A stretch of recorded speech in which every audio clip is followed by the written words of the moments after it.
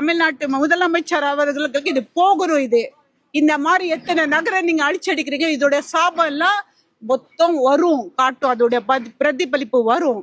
இந்த கட்சி வருமா வருமா வருமா வருமா, இந்த இப்ப இருக்கிற இந்த ஆளுங்கட்சி வருமான்ட்டு எதிர்பார்த்து ஓட்டுங்க போட்டு நாங்க ஒரு நாள் வெயிட் பண்ணி வரவழைச்சோம். வந்து உட்கார்ந்த உடனே எங்களுக்கு ரொம்ப நல்ல பரிசு கொடுத்தீங்க, ரொம்ப நன்றி ஐயா. காயிதமில்லத் நகர், தாய் மூகாம்பிகை நகர், தோபிகானா, எம்ஜிஆர் நகர், சாந்தி நகர், மொத்தம் 6 நகர், 1000 வீடு காலி. 87 இதுல இங்க இருக்கிற ஆண்ட முன்னத்துல நல்லா இருந்தேன். இப்ப மண்ணோட மண்ணாக்கிட்டாங்க. எங்க இருந்து வந்தேன்னா அங்கே அனுப்பிட்டாங்க.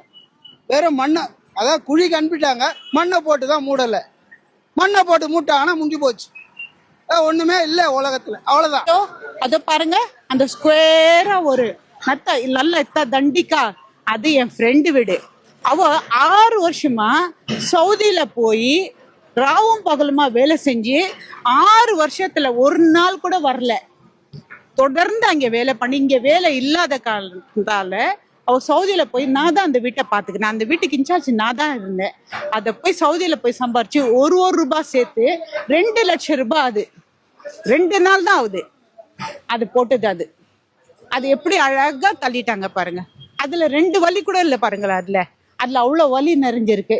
இதோ இந்த வீடு, இந்த பாப்பா அவளோட புருஷனை படிக்க வச்சு, அந்த பசங்களை படிக்க வச்சு, அவங்க வீட்டுக்காரர் சம்பாரிச்சின்னு வரதில் சேமிச்சு இப்பதான் தளம் போட்டாங்க. ஒரு ரூம் கட்டினான். இடம் கீழே பத்தல அந்த பிள்ளைங்களுக்குன்ட்டு மேல ஒரு ரூம் கட்டினான். 40 வருஷம் தொட்டுட்டாங்க அவங்க. இப்பதான் கட்டினாங்க. அத 4 நிமிஷத்துல தள்ளிட்டாங்க. நாங்க மட்டும் இல்ல, எங்களுடைய பிராணிகள், செல்ல பிராணிகள் இருந்தது. அதுங்க இப்ப திகிலோட ஓடுது. இந்த சத்தம், இடிக்கிற பிடிக்கிற சத்தம் கேட்கும் போது கேவலமா இருக்கு, அசிங்கமா இருக்கு, வெக்கமா இருக்கு தமிழ்நாட்டு வாசின்னு சொல்றதுக்கு.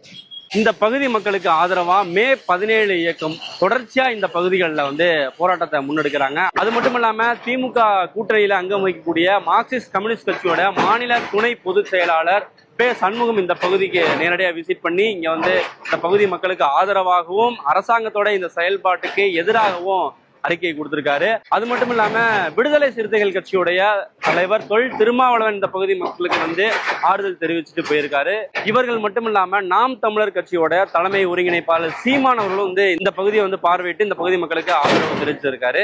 இப்படி எல்லா அரசியல் கட்சிகளும் சமூக இயக்கங்களும் தொடர்ந்து இந்த பகுதி மக்களுக்கு ஆதரவு கொடுத்தாலும் இதை இந்த அரசாங்கம் செவி சாய்க்கல அப்படின்னு தான் சொல்லணும். இங்கிருந்து பல கிலோமீட்டர் தொலைவில் இருக்கிற கீரப்பாக்கம், பெரும்பாக்கம், தைலாவரம் ஏரியாக்கள்ல எங்களை இங்கிருந்து